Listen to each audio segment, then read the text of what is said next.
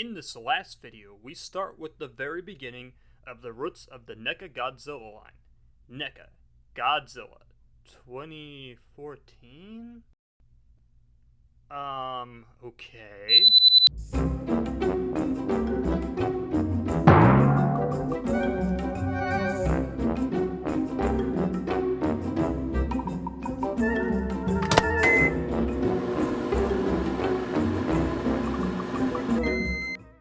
Haha, okay, that is better.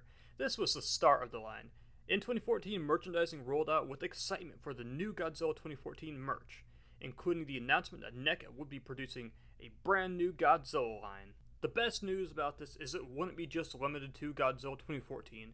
No, we didn't get a whole lot of different monsters, but we'd see different variations and iterations of Godzilla. And I've covered many of these in my reviews, so you can go back and watch episodes 1 through 3 if you missed out and are just watching in on the very final episode.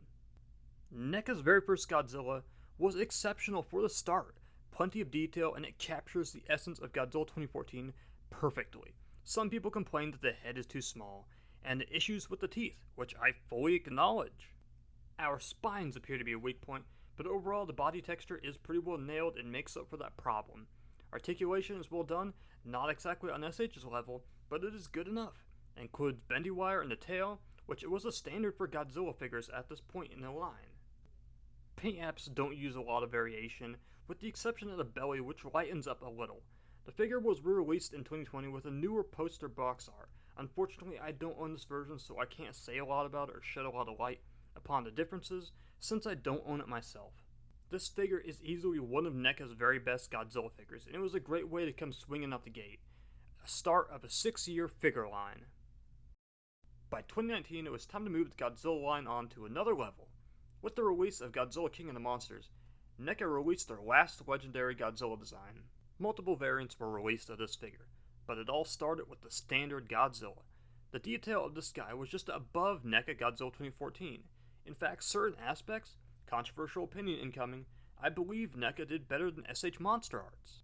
As far as paint goes, I gotta say NECA really sculpted it, and it really just looks amazing on this sculpt, which is one of my favorite aspects in this figure that they just nailed. But we gotta talk about this figure's weaknesses. So, I bought this figure twice. The first one suffered from derpy eyes and bad teeth. In terms of legendary Godzillas, it was established this was one of their weaknesses. Then the second one that I owned just had issues opening up the jaw, but the eyes were much better. Everywhere else this figure just wins. The spines are my favorite aspect because of the extreme texture, rather than the bland ones on Godzilla 2014. This figure was also one of the earlier NECA Godzillas to make the leap to the collector-friendly packaging, which I fully approve of. Articulation, paint apps, and the detail for the most part was all a win, so if you casually find this Godzilla, don't sleep on it. The minor errors on this figure can be overlooked. This is one of the most highly advised Godzillas that I can't help but recommend. Alright, so this was an exciting one for me to own. Finally, NECA could do another monster outside Godzilla. We now have Mothra, the Queen of the Monsters. No King Ghidorah, which was so unfortunate, but I couldn't help but grab Mothra upon release. When this figure was announced, we were supposed to get a larva Mothra with it, but that just never happened. So we ended up getting the adult Mothra only. She has a nice little stand, which was great for display purposes. Simply pop the stand into the bottom display piece, and carefully place Mothra on the very top. There's not much holding her on, but it's better than the Rodan figure, which I'll talk about more soon. We got some nice and translucent wings. They just don't get a lot of range. Really, they just flap up and down. The second part of the wings, I advise you to be very careful moving. In fact, actually all the wings, because I feel like they could break at any given moment. Legs and arms are very limited as well. It's a very minor figure I could see people passing on. For me personally, I was just happy to have another monster go with Godzilla. I would have loved to see more Mothras. Unfortunately, due to limitations, NECA was never allowed to run as far as we hoped. They just couldn't do any monsters outside of Godzilla for the Toho line. In closing, the paint apps maybe get a B+ on this figure, and the sculpt does work. It's a shame that we're just never going to get that larva Mothra to complete this figure. Our last figure to cover is Rodan 2019.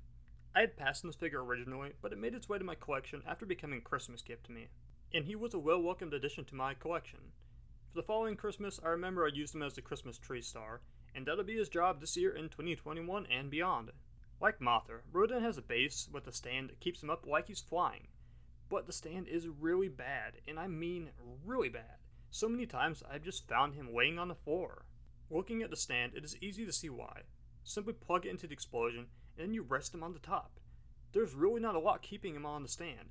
It's kinda at a tilt, so any bump on the table will cause him to rock. It's a cool base stand, and it's great that Neca added these for both Mothra and Rodan, but I don't think that I would care to own these without the stands, even if they have issues. The actual figure is just as simple as Mothra, except 2 heads included. I pretty well leave mine displayed with the open mouth variant. Sculpt wise, he's okay, not a lot of tooling. It's cool sculpt, but nothing I'm going to oversell to the viewer. Rodan is pretty well just meant to be in a flying position only. You can move his head, legs, and spread the wings around and flap them around. Paint apps look like beef jerky and range from a dark brown to a light brown around the edge. Some specs on his wings randomly, and this is probably just done to simulate effects like when he was escaping out of the volcano and the sparks were flying. Both him and Mothra aren't terrible, but they are just less sprawling than the Godzilla figure himself. But that's just pure honesty, and I won't lie. It was still thrilling to give Godzilla some company of classic monsters and their new King of the Monster designs. I always held in the hope that King Ghidorah someday would get some extreme ultimate treatment. My money was ready, and there for Neca, but no plans were in place, and sadly, it just never happened. This concludes the series, and I just want to say thank you for joining me on this. It was a lot of fun sitting down and just dissecting each of my Godzilla figures and seeing which ones I honestly liked and which ones they could have done better. Overall, I'm proud of how this project turned out, and I spent some time looking at my last videos to try and pinpoint the flaws, and I'm just going to keep building. So thank you for any support, and you all have a nice day.